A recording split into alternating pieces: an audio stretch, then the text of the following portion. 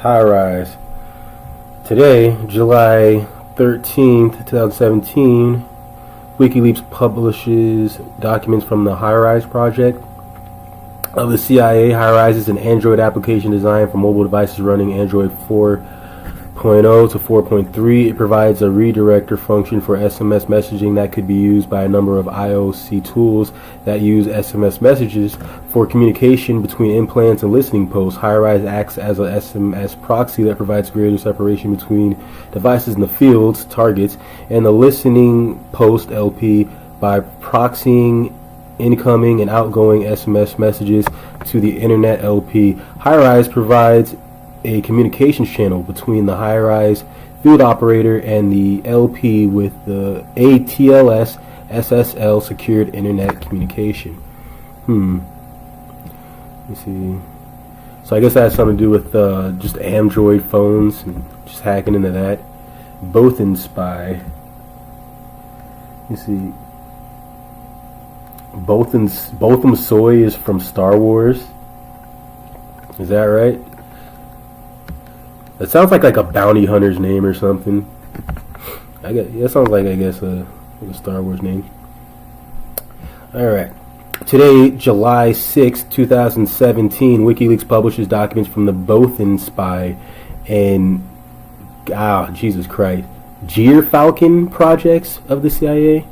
The implants described in both projects are designed to intercept and exfiltrate SSH credentials but work on different operating systems with different attack vectors.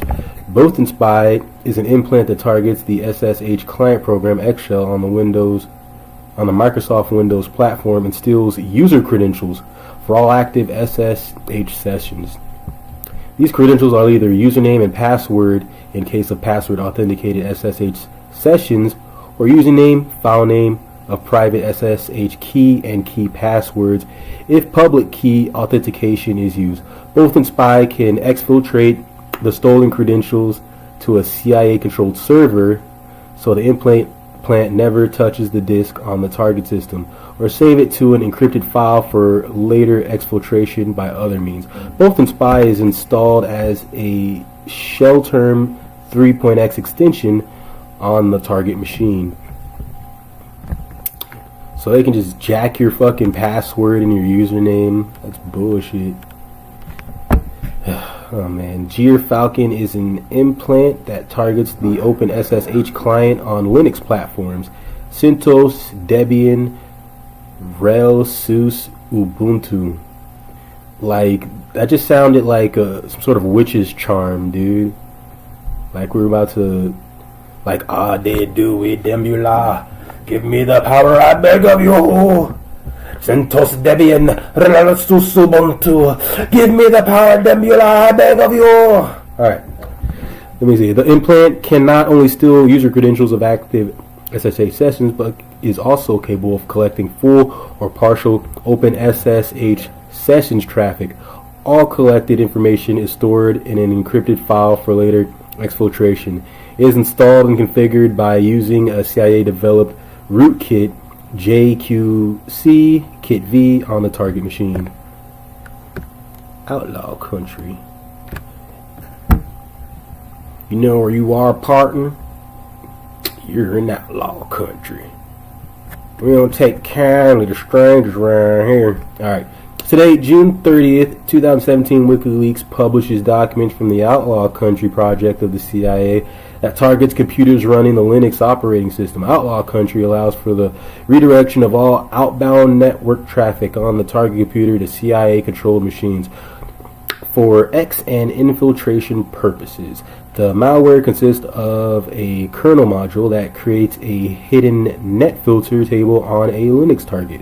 With knowledge of the table name, an operator can create rules that take precedence over existing net filter IP tables rules and are concealed from a user or even system administrator. The installation and persistence method of the malware is not described in detail in the document. An operator will have to rely on the available CIA exploits and backdoors to inject the kernel module into a target operating system. Outlaw Country version 1.0 contains one kernel module for 64-bit CentOS RHEL 6.x. This module will only work with default kernels. Also, Outlaw Country version 1.0 only supports adding covert DNAT rules to the free routing chain. So, yeah, I gotta be honest, this is all just, a lot of this is just computer gibberish and jargon to me. But it's all, you know, the implications seem really frightening. Elsa, let it go, let it go. Let me see, today, June 28th, 2017, Wikileaks publishes documents from the ELSA project of the CIA. ELSA is a geolocation malware for Wi-Fi enabled devices like laptops running the Microsoft Windows operating systems. Once persistently installed on a target machine using separate CIA exploits, the malware scans visible Wi-Fi access points and records the ESS identifier, MAC address, and signal strength at regular intervals. To perform the data collection, the target machine does not have to be online or connected to an access point. It will only need to be running with an enabled Wi-Fi device. So let me see, geolocation malware. So it looks like they use like your Wi-Fi to pretty much figure out where you are and shit, is what I'm getting from this. If it is connected to the internet, the malware automatically tries to use public geolocation databases from Google or Microsoft to resolve the position of the device and stores the longitude and latitude data along with the time stamp. So they know where you were and when you were there, pretty much. The collected access point geolocation information is stored in encrypted form on the device for later exfiltration. The malware itself does not beacon this data to a CIA backend. Instead, the operator must actively retrieve the log file from the device, again using separate CIA exploits and backdoors. So if they want to find you, they really got to work at it, but it's not that much work. is what I'm seeing. It's like, yeah, you know, they gotta open like maybe one or two programs, you know, maybe 8 windows tops, and then they'll have your location. And how can't they catch pedophiles? Yeah, damn straight, propaganda. That's a hell of a question. The ELSA project allows the customization of the implant to match the target environment and operational objectives like sampling interval, maximum size of the log file, and invocation persistence method. Additional backend software, again using public geolocation databases from Google and Microsoft, converts unprocessed access point information from exfiltrated log files to geolocation data to create a tracking profile of the target device. So that's fucked up, man. They can find us, Baby Yoda. We can't hide. We can't hide. It's okay. Baby Yoda's gonna use the Force and disrupt all their signals. So we'll be okay. Brutal Kangaroo. Where do they come up with these names, dude?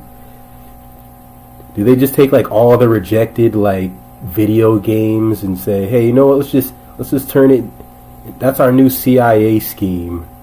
You know, Brutal Kangaroo. Today, June 22nd, 2017, Wikileaks publishes documents from the Brutal Kangaroo project of the CIA.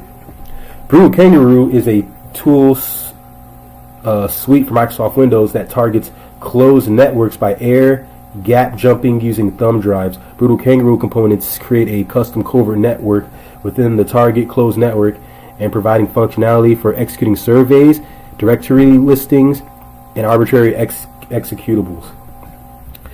The documents describe how a CIA operation can infiltrate a closed network or a single air-gapped computer within an organization or enterprise without direct access. It first infects a internet-connected computer within the organization referred to as a primary host and installs the Brutal Kangaroo malware on it. When a user is using the primary host and inserts a USB stick into it, the thumb drive itself is infected with the separate malware. If this thumb drive is used to copy data between the closed network and the WAN, the user will sooner or later plug the USB disk into a computer on the closed network, by browsing the USB drive with Windows Explorer on such a protected computer. It also gets infected with infiltration survey malware. If most computers on the closed network are under CIA control, they form a covert network to coordinate tasks and data exchange. Although not explicitly stated in documents, this method of compromising closed networks is very similar to how Stuxnet worked. I don't know what Stuxnet is, but I'll open another window over here and you can gander at that later. Actually, let's gander at it now. Stuxnet. Stuxnet is a malicious computer worm first uncovered in 2010. Thought to have been in development since at least 2005. Stuxnet targets supervisory control and data acquisition systems and is believed to be responsible for causing substantial damage to the nuclear program of Iran. Oh, really? Although neither country has openly admitted responsibility, the worm is widely considered to be a cyber weapon built jointly by the United States and Israel. Yeah, that sounds like something those scumbags would do. So I think I get the gist of Stuxnet. A malicious computer worm that fucked up Iran's nuclear program, for better or worse. Okay. Right. So back to Brutal Kangaroo. The Brutal Kangaroo project consists of the following... Oops, excuse me, a little too down. Oh no, I went a little too up, I'm tripping. The following components. Drifting Deadline is the thumb drive infection tool. Shattered Assurance is a server tool that handles automated infection of thumb drives. As the primary mode of propagation for the Brutal Kangaroo suite, I always get those words confused. Is it suit or suite? I think it's suit. Anyway, Broken Promise is the Brutal Kangaroo post-processor to evaluate collected information. And Shadow is the primary persistence mechanism, a stage 2 tool that is distributed across a closed network and acts as a covert command and control network. Once multiple Shadow instances are installed and shared drives, tasking and payloads can be sent back and forth. The primary execution vector used by infected thumb drives is a vulnerability in the Microsoft Windows operating system that can be exploited by handcrafted link files that load and execute programs. Without user interaction, older versions of the tool suite used a mechanism called Easy Cheese that was a zero-day exploit until March 2015. Newer versions seem to use a similar but yet unknown link file vulnerability related to the library MS functionality of the operating system. Whew. Alright, there's a lot of these. So I'm gonna slow down. Yeah, and Kyle Clark, thanks. I'm glad I'm your favorite TikToker. I've never used TikTok once in my life. I don't even have that program downloaded on any of my devices, so I'm sure you're just a bot, but appreciate you coming anyway. I'm sure you're just another tool of the CIA or some shit. But we appreciate you being here, Kyle Clark. Anyway. Alright, give me a second here. Put on Joe for a sec. I gotta make another run, guys. Go to Marble Framework. Alright, I'll do that when I get back.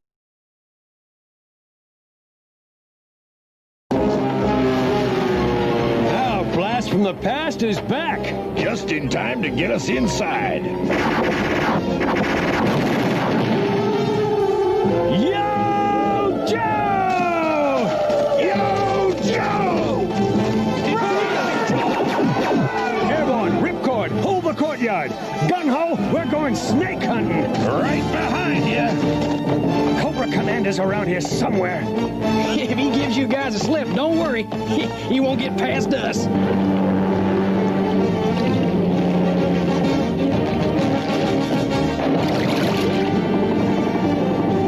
Cobra Commander and his bloody ghosts.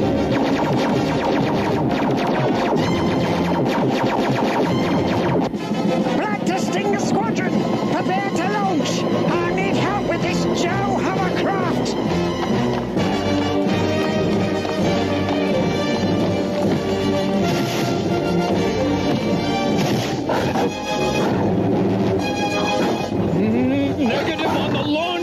your blood? You worthless bloody fool! I'll do it myself! I've got them! Nothing can save him now! Here comes nothing, sport.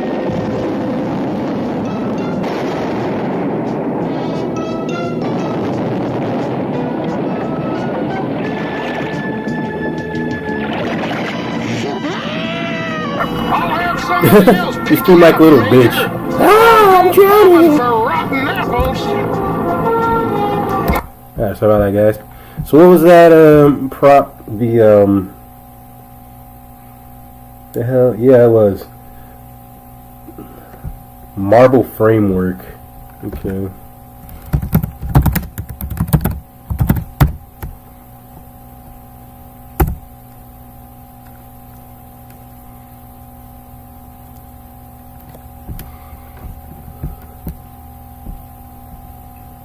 Oh, there we go.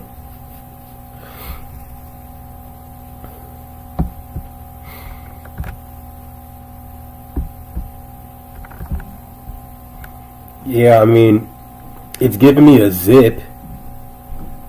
Do I have to download the zip to read the documents, or?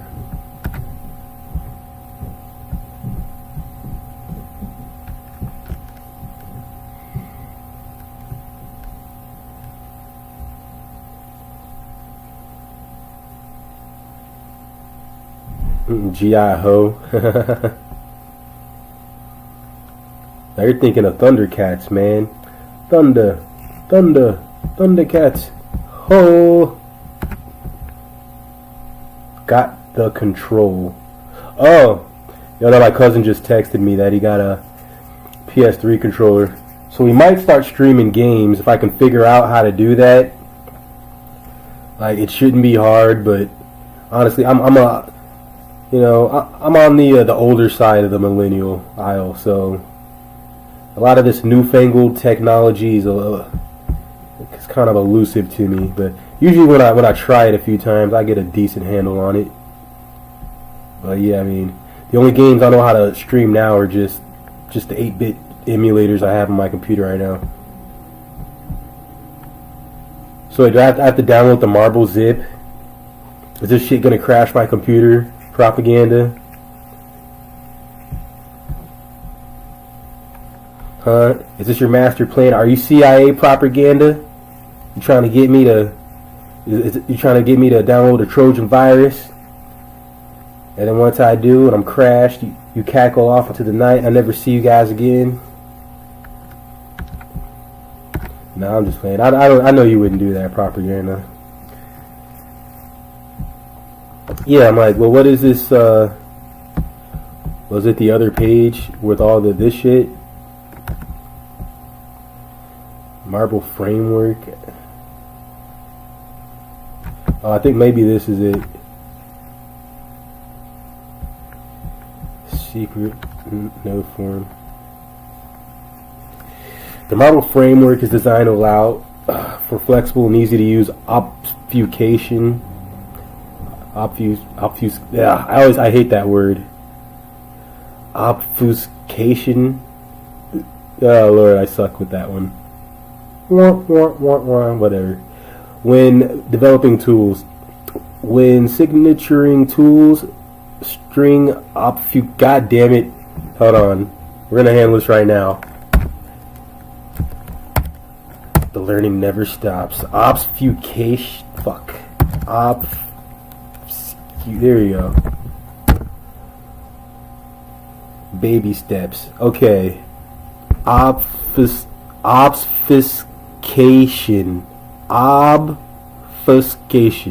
Obfuscation. Okay. Sorry, that was driving me crazy. Obfuscation. This pronunciation was kicking my ass more than a definition. Obfuscation. Yeah, obfuscation. I'm gonna practice that one. See, me know that smart. Anyway, string obfuscation algorithms, especially those that are unique, are often used to link malware to a specific developer or development shop. This framework is intended to help us AD to improve upon our current process for string data obfuscation. God damn it! In our tools. This word is kicking my ass. I'll get it tomorrow. I'll have it mastered. But today, oh man, the framework utilizes pre and post build execution steps to apply. God damn it. We're moving on to the next one. Okay. This word has the word obfuscation way too much, and I can tell they're only doing it to taunt me. All right, they're doing it to taunt me. All right. Move on to the next one. Yeah, that's right. I'm a quitter. I'll fucking tilt my king. If I have to say that word one more time, I'm gonna punch the fucking computer, dude. It's so fucking hard for me to pronounce. Oh my god. God damn it. Alright. Let's see if we can find one more SCP. Something that it's not